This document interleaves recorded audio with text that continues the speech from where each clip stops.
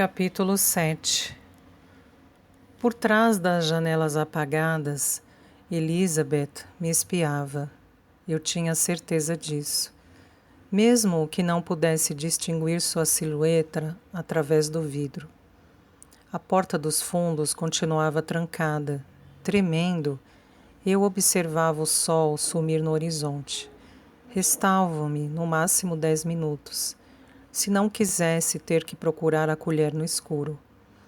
Já haviam me trancado do lado de fora antes. Na primeira vez, eu tinha 5 anos e vivia com minha barriga saliente vazia, numa casa com crianças e garrafas de cerveja demais. Sentada no chão da cozinha, eu ficara observando um minúsculo chihuahua branco comer seu jantar de uma tigela de cerâmica. Cheguei um pouco mais perto, dominada pela inveja. Eu não tinha a intenção de comer a comida do cachorro, mas quando meu pai adotivo me viu com o rosto a poucos centímetros da tigela, me apanhou pela parte de trás do meu suéter de gola rolê e me pôs para fora. Se agir como um animal, vai ser tratada como um animal, disse ele, pressionando o corpo contra a porta de vidro de correr. Fiquei absorvendo o calor da casa e vendo a família se preparar para dormir, sem jamais imaginar que eles me deixariam ali fora a noite inteira. Mas foi o que fizeram. Meu corpo tremia de frio e de medo, e eu não conseguia parar de pensar na maneira como o cachorrinho tiritava quando estava assustado, suas orelhas triangulares vibrando. Minha mãe adotiva desceu às escondidas no meio da noite e jogou um cobertor para mim por uma janela alta da cozinha, mas só abriu a porta pela manhã. Sentada nos degraus, comi o macarrão e os tomates que estavam no meu bolso e pensei se deveria ou não procurar a colher. Talvez Elizabeth me obrigasse a dormir do lado de fora, mesmo que eu encontrasse e lhe entregasse a colher. Fazer o que me mandavam nunca fora garantia de que eu receberia o que havia sido prometido.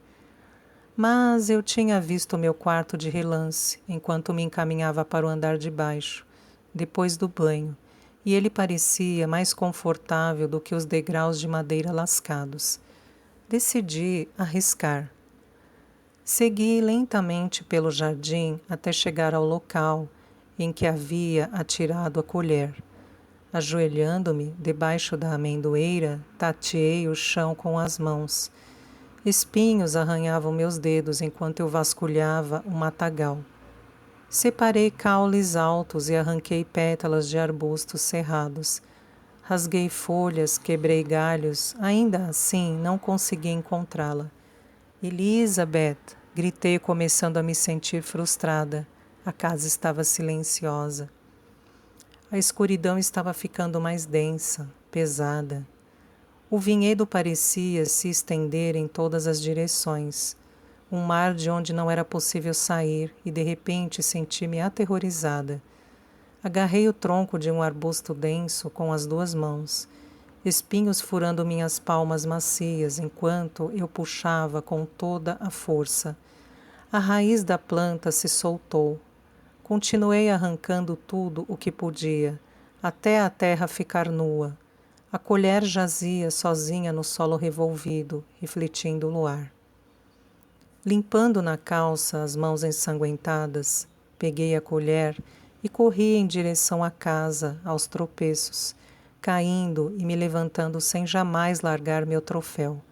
Subi os degraus aos pulos, batendo a colher de metal pesada contra a porta de madeira sem parar. O trinco girou e Elizabeth surgiu à minha frente.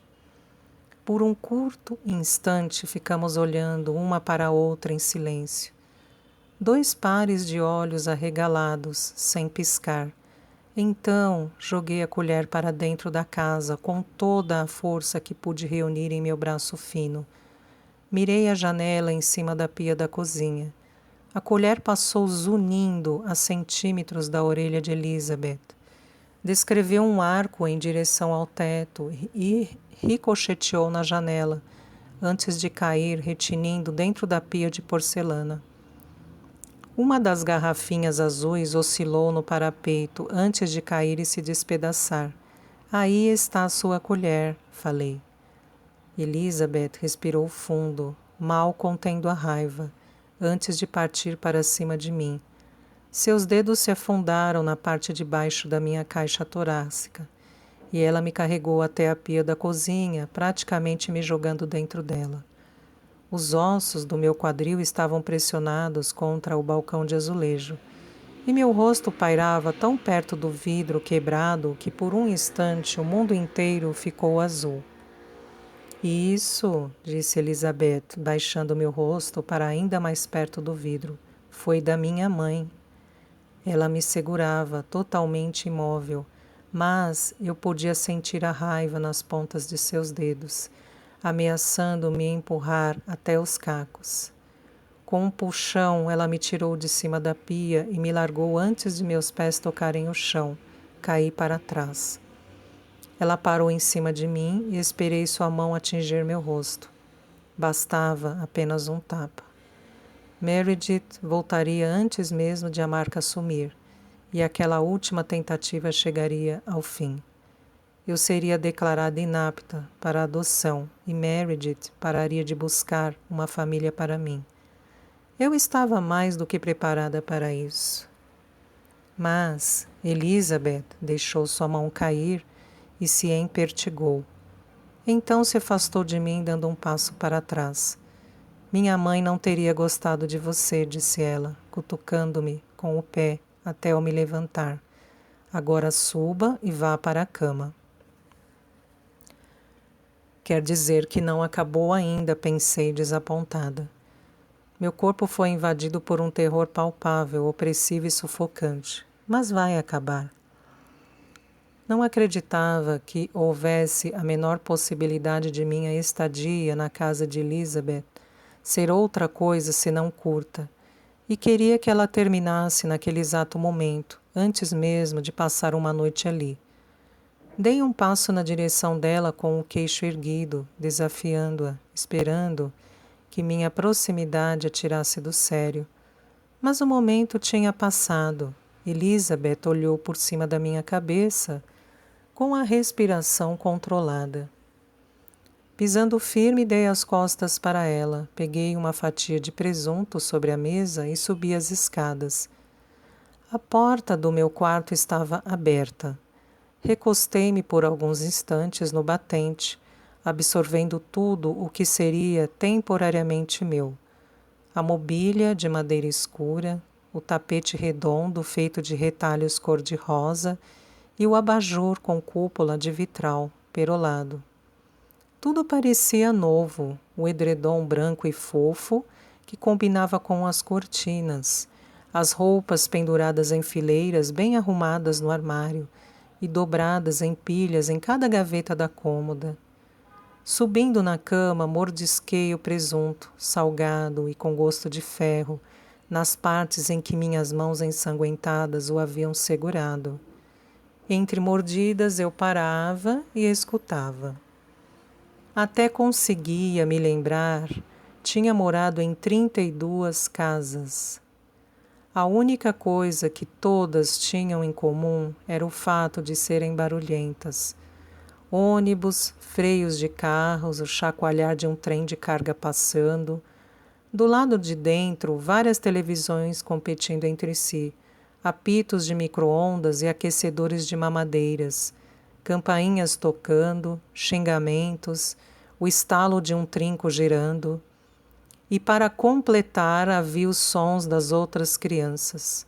Bebês chorando, irmãos sendo separados aos berros, um grito agudo por causa de um banho gelado demais e o gemido de uma colega de quarto durante um pesadelo. Mas a casa de Elizabeth era diferente. Assim como o vinhedo ao cair da noite, o interior da casa também era silencioso. Apenas um zumbido distante e agudo entrava pela janela aberta. Ele me lembrava o ruído de eletricidade em cabos de energia, mas como estávamos no campo Imaginei que viesse de algo natural, uma cachoeira, talvez, ou um enxame de abelhas. Por fim, ouvi Elizabeth subindo as escadas. Escondi minha cabeça e orelhas com as cobertas para não ouvir seus passos. Com um susto, senti que ela se sentava à beira da cama. Afastei o cobertor 1 centímetro das minhas orelhas, mas não descobri o rosto. Minha mãe também não gostava de mim, sussurrou Elizabeth, num tom gentil, como se pedisse desculpas. Tive vontade de espiar por baixo das cobertas. Aquela voz era tão diferente da que havia me segurado sobre a pia, que por um instante achei que não pertencia a Elizabeth. Pelo menos isso nós temos em comum, concluiu ela. Ao falar isso, ela pousou a mão na base das minhas costas e me afastei do seu toque, arqueando o corpo e colando-o à parede ao lado da cama. Pressionei o rosto contra a fatia de presunto. Elizabeth continuou a falar, contando-me sobre o nascimento de Catherine, sua irmã mais velha, e sobre os 7 anos de abortos espontâneos que se seguiram. 4 bebês, todos meninos. Quando nasci, minha mãe pediu aos médicos que me levassem embora. Não me lembro disso, mas meu pai me contou que foi minha irmã, que tinha apenas 7 anos, que me alimentou, me deu banho e trocou minhas roupas, até eu ter idade suficiente para fazer essas coisas sozinha. Elizabeth prosseguiu, descrevendo a depressão da mãe e a devoção com que o pai cuidou dela. Antes mesmo de saber falar, ela já tinha aprendido os lugares exatos onde devia pisar, enquanto atravessava os corredores nas pontas dos pés, para evitar que os pisos de madeira antigos rangessem. Sua mãe não gostava de barulho, por menor que fosse. Fiquei ouvindo Elizabeth. A emoção em sua voz despertou meu interesse. Raras vezes as pessoas tinham falado comigo, como se eu fosse capaz de entender as suas experiências. Engoli um pedaço de presunto. A culpa foi minha, continuou Elizabeth. A doença da minha mãe. Ninguém se preocupou em esconder isso de mim. Meus pais não queriam outra filha. As pessoas achavam que garotas não tinham as papilas gustativas necessárias para reconhecer uma uva madura para fazer vinho. Mas provei que elas estavam erradas. Elizabeth afagou minhas costas e percebi que ela havia terminado. Comi meu último pedaço de presunto. Que tal essa história de ninar? Perguntou. Sua voz era alta demais na casa silenciosa, fingindo um otimismo que eu sabia não ser sincero.